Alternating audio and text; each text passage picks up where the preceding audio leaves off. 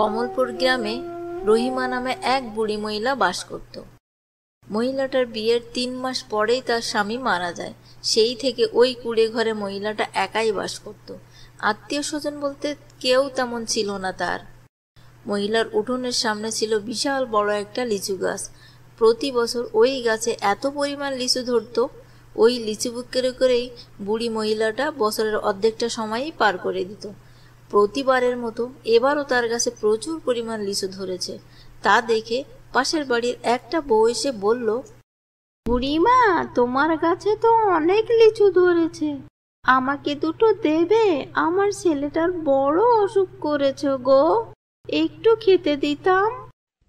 না না, ওই দিকে কেউ নজর দেবে না। ওই লিচু আমি কাউকে দেব না। ওটা বিক্রি করেই আমি সারা বছর চলি। তুমি এখন যাও তো বাপু। বউটা মুখটা মলিন করে ফিরে গেল। ফিরে যাওয়ার সময় লিচু গাছের নিচে দাঁড়িয়ে বারবার গাছটার দিকে তাকাতে লাগলো। এত পরিমাণ লিচু ধরেছে, সবাই শুধু হা করে তাকিয়ে থাকে, কিন্তু শুধু তাকিয়েই থাকতে হবে। বুড়ি মহিলাটা ভীষণ কিপটে, সে কাউকে একটি লিচুও দিবে না। কিন্তু বুড়ির গাছের গোড়ায় যতই কাটা দিক না কেন, ওই গ্রামে ছিল কিছু দুষ্টু ছেলে মেয়ের দল। তারা যে করেই হোক ওই লিচু তারা খাবেই। ছোটন, তুলি আর মিতু, এরা হলো সেই দুষ্টু ছেলের দল।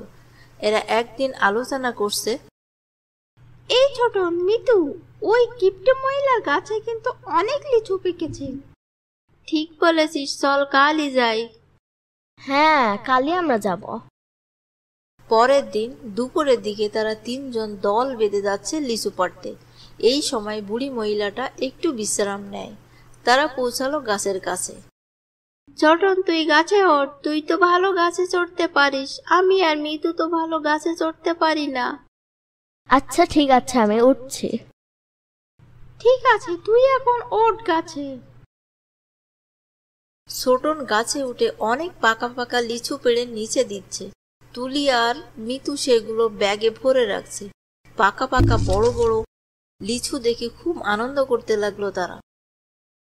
তাদের কথা শুনতে পেয়ে বুড়ি মহিলা ঘর থেকে লাঠিটা নিয়ে বেরিয়ে আসলো। এই কে রে আমার লিচু গাছে? কার এত বড় সাহস গাছ থেকে লিচু পাড়ে?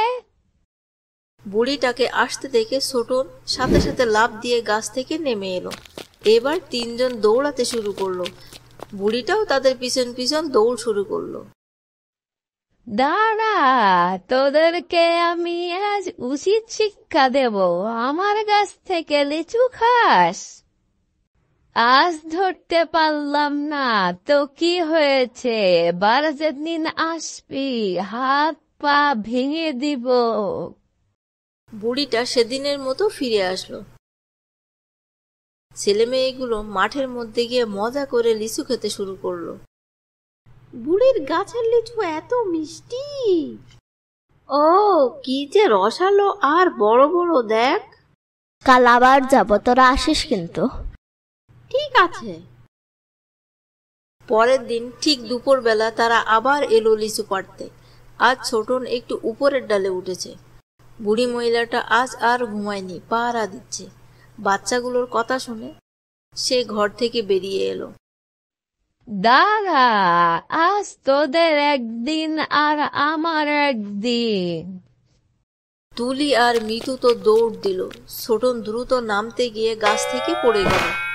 বুড়ি মহিলাটা সাথে সাথেই ছোটনকে ধরে ফেলল। তুলি দূর থেকে একটা ইট ফেলে মারল মহিলার হাতে। মহিলার হাত থেকে ছোটন দৌড়ে পালালো। মহিলার হাতটা কেটে রক্ত বের হতে শুরু করলো। ও বাবা রে, কে আছিস, আমাকে একটু বাঁচা। একদিন পর শোনা গেল বুড়ি মহিলাটা মারা গেছে। দুষ্টু ছেলে মেয়েগুলো এবার বলতে শুরু করলো, তুলি, মিতু, বুড়ি তো মরে গেছে, এখন আর কেউ বাধা দেবে না। চল আজ মন ভরে লিচু খেয়ে আসি। তুলি, তুই এখানে দাঁড়া, আমি আর ছোটন বাড়ি থেকে 2টা ব্যাগ নিয়ে আসি। যা তাহলে, আমি এখানেই আছি।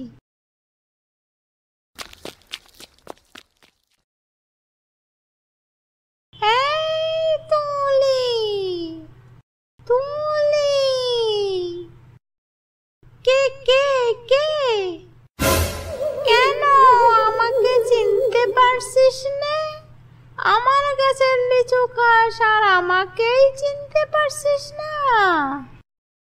না না বুড়িমা, আমি তোমাকে মারিনি, আমি তোমাকে মারতে চাইনি, আমাকে মেরো না, ছেড়ে দাও। না না, তোদেরকে মারবো কেন? তোরা তো ছোট ছোট ছেলে মেয়ে, তোদের আর কি দোষ? আমি তো অন্যায় করতাম তোদেরকে লিচু না দিয়ে। আমাকে তুমি মাফ করে দিয়েছো তো? হ্যাঁ, মাফ করে দিতে পারি, তুই আমার একটা কাজ করে দিবি? হ্যাঁ বলো বুড়িমা, কি করতে হবে? মোড়ে যে নতুন দোকানটা হয়েছে ওর সামনে গিয়ে বলবি, বুড়ির কাছে অনেক লিচু খাবো এবার মন ভরে, বলবে না তো কেউ কিছু। ঠিক আছে। ছোটন আর মিতু ব্যাগ নিয়ে ফিরে আসলো। চল ছোটন, আজ আর লিচু খেতে ইচ্ছা করছে না, বুড়িটার জন্য সত্যিই খুবই খারাপ লাগছে।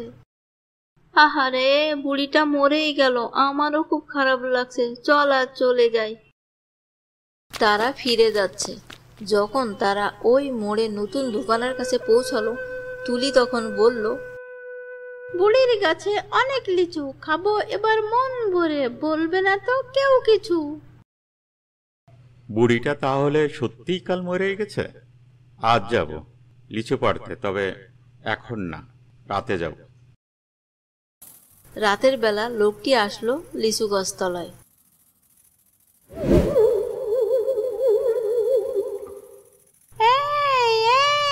লিচু খাবি?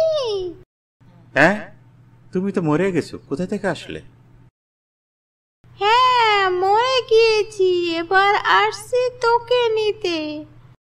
সেদিন যখন বাচ্চাগুলো আমার হাতে আঘাত করলো, আমি ব্যথায় বাড়ি আসলাম, আর তুই পেছন থেকে বড় লাঠি দিয়ে আমার মাথায় বাড়ি দিলি।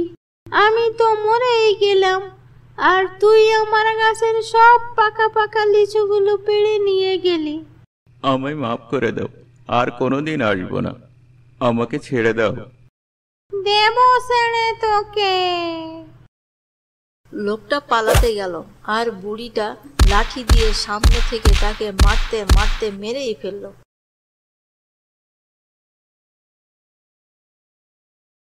লোকটাকে মেরে গাছে ঝুলিয়ে রাখলো। পরের দিন সকালবেলা গ্রামের লোকজন এসে এটা দেখতে পায়। সবাই তখন ভাবলো বুড়ি মরে গিয়েও তার লিচু গাছ পাহারা দিচ্ছে। তারপর থেকে আর কেউ কোনো দিন ওই লিচুর দিকে চোখ তুলেও তাকাতো না, খাওয়া তো দূরে থাক।